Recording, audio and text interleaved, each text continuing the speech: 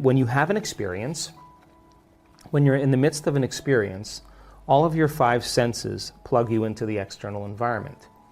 And as your brain is processing all of this vital sensory data, all of that information rushes back to the brain. And when it reaches the brain, it causes jungles of neurons to organize themselves into networks, to string into patterns, to reflect their interaction with their external environment. The moment those neurons organize into patterns, the brain makes a chemical, and that chemical is called a feeling or an emotion. And so experiences tend to create more long-term memories because it patterns or stamps or embosses networks of neurons into very specific patterns, and then the emotional quotient helps us to remember the event. So we learn something new intellectually, we also cause networks of neurons to form. I mean, the Nobel Prize laureate Kandel in the year 2000 found that when people learn just one bit of information, they doubled the number of connections in their brain from 1,300 connections to 2,600 connections. So if they didn't review that information or repeat it, the connections pruned apart. So we know then that learning semantic information begins to organize circuitry in the brain, and experiences enrich the brain. The end product of experience, of course, is the emotion, and it causes us to feel certain ways. You can remember where you were on 9/11. You can tell me who you were with, what time of day it was, what you were doing, because whatever you were seeing in that moment or hearing in that moment changed how you were feeling. And the moment you felt altered or you felt differently, significantly, your brain perked up and you paid attention to whatever caused that. And that event in and of itself is called a memory. So then most of our thoughts and feelings tend to be within the neural circuitry of the past and the emotions of the past chemically. 95% of who we are by the time we're 35 years old are a set of habituations, unconscious thoughts, unconscious behaviors, unconscious emotional reactions that function like a subconscious computer program. So back to beliefs. An attitude and attitude and attitude are shortened states of being. And you combine them together then a belief then, the cycle of thinking, feeling over time, creates a subconscious state of being. So all beliefs are subconscious states of being. We have beliefs about God, about spirituality, about health, about relationships, about love.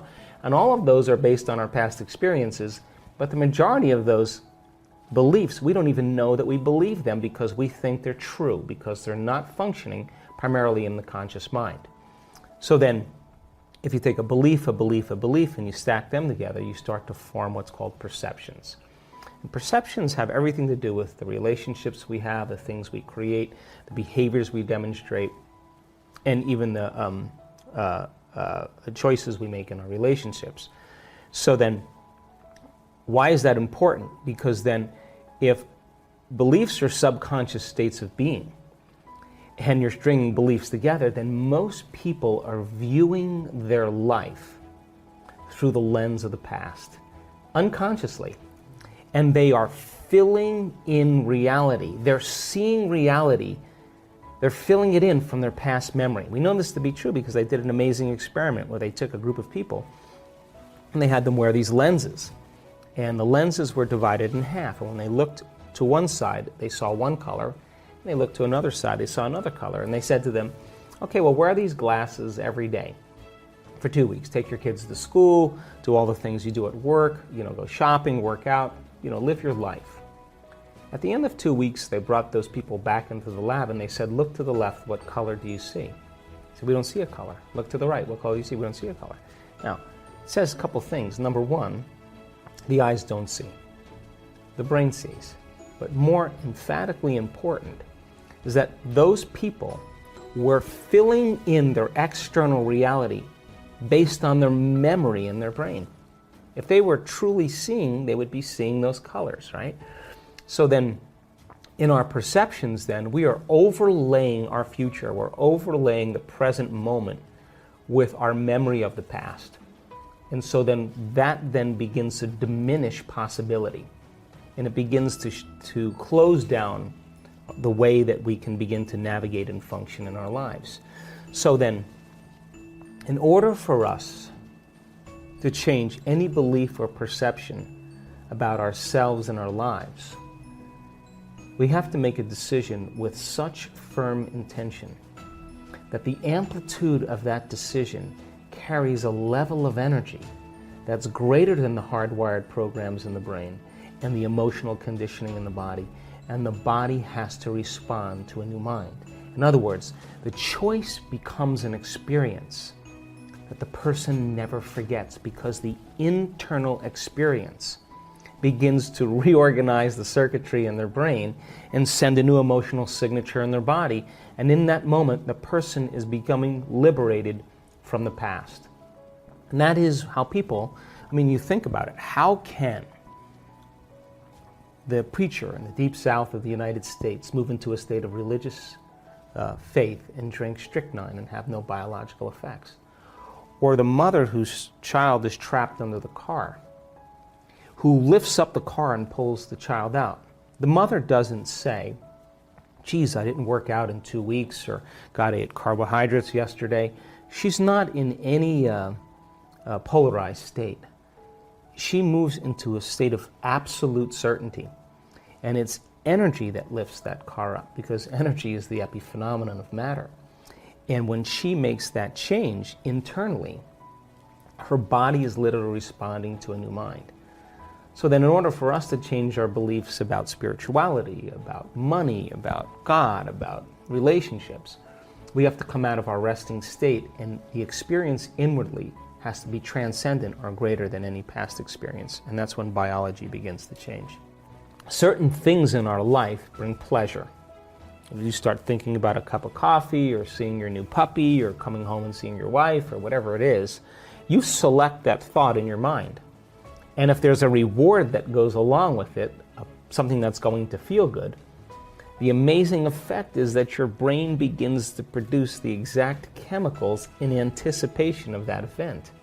So your body is beginning to anticipate or expect that future, and your body's preparing itself for that event. Now, there's nothing wrong with that, because you're anticipating the reward. But the antithesis begins to become a problem. When you're thinking about going to work and sitting next to the coworker you judge and hate, when you're thinking about waking up in the morning and you got to look for your pain in your back, and there it is because you look for it. You have a deadline for something that's taking all of your time and energy. People have certain problems in their life that have emotional correlations. So then as they begin to look at those issues and things in their life based on the knowns, they begin to create the very emotions that keep them enslaved to the past experiences, and reality stays exactly the same.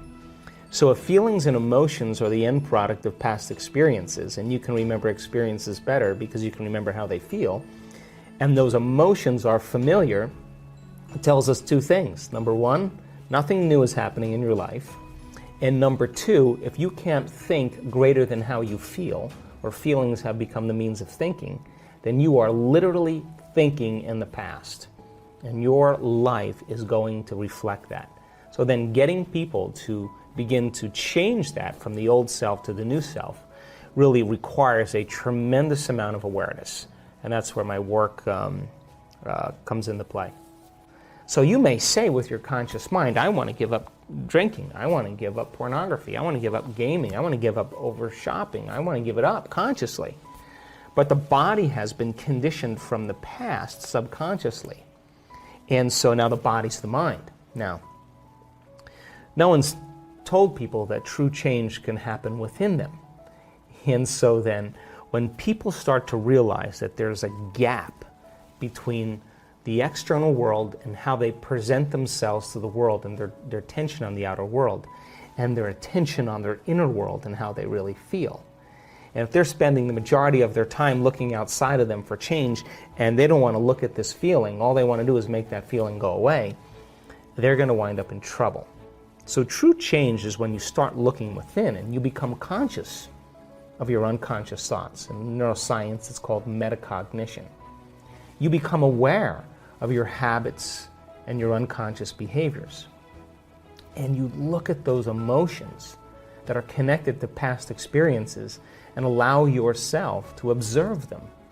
So then think about this. If 95% of who we are by the time we're 35 years old are those programmed states, the moment you're observing how you think, how you act, and how you feel, it means you're no longer the program. You're now a consciousness observing the program, and you're beginning to objectify your subjective self. You are seeing yourself through the eyes of someone else. Turns out that the size of the frontal lobe, the crowning achievement of the human being, 40% of our entire brain, that's what separates us from all other species. It's the boss, it's the CEO, it's the conscience, it's the creative center. It's what speculates possibilities, it's what learns from its mistakes, it's what has intention, attention.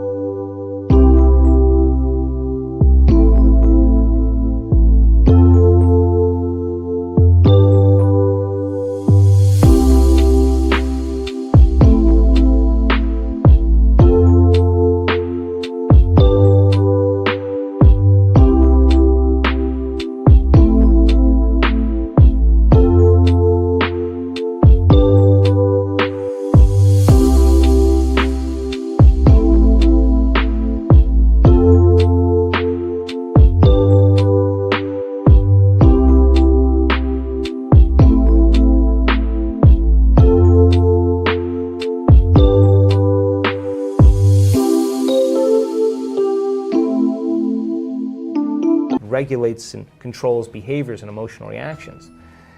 When your forebrain begins to turn on, when that begins to happen, you are now beginning to become the executive in your life. You're starting to gain more control over your life. If you're living primarily as the body-mind, then the hindbrain is looking for some chemical relief. So by the mere fact that you can begin to observe who you're being means you could modify who you are to do a better job in life.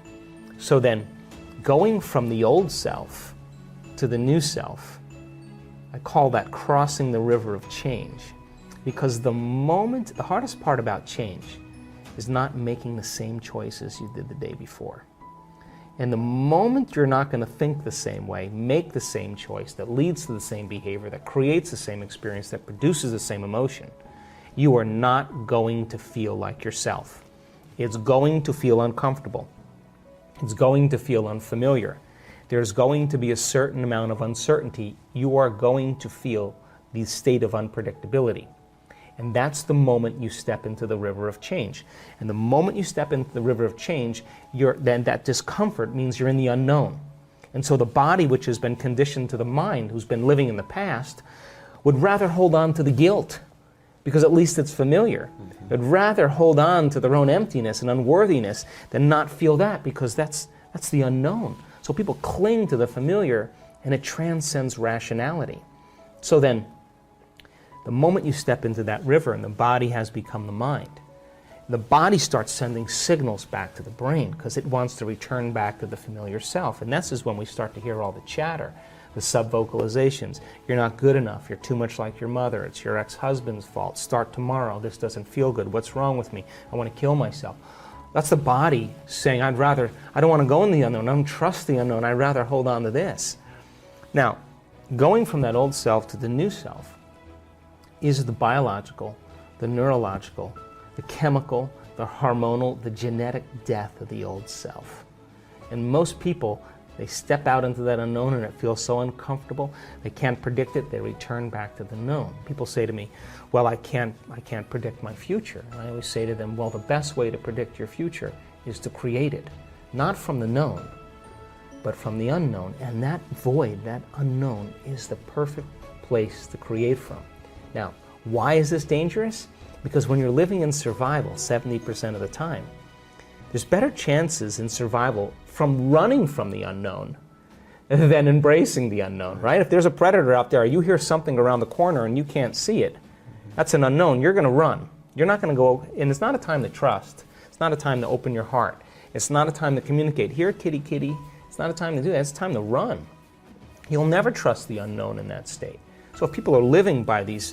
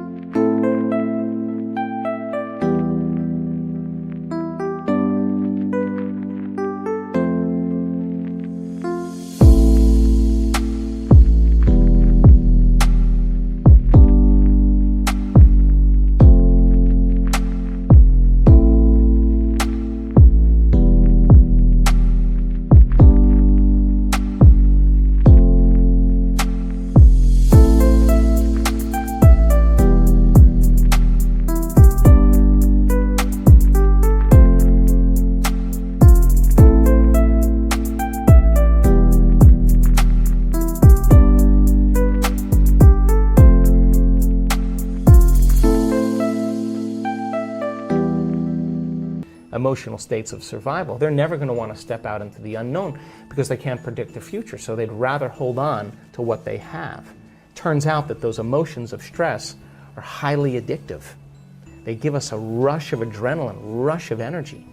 And so people use the problems and conditions in their lives to reaffirm their addiction to that emotion so they can remember who they are as a somebody. So then, if your thoughts can turn on the stress response, and those stress chemicals are addictive, then we become addicted to our own thoughts. So then stepping out into that unknown is where true greatness happens, because that's where the person begins to say, what thoughts do I want to fire and wire in my brain? What behaviors will I want to demonstrate in my new life? Can I rehearse them in my mind? And the mere process of mental rehearsal, this is neuroscience now, begins to install the circuits in your brain to look like the experience has already occurred. You're priming your brain into the map of the future instead of the record of the past. And then the true person who's in the process of transformation will say, can I teach my body emotionally what that future is going to be like? Can I begin to embrace the joy of my new life? And their body, as their unconscious mind, begins to believe it's in the future instead of in the past.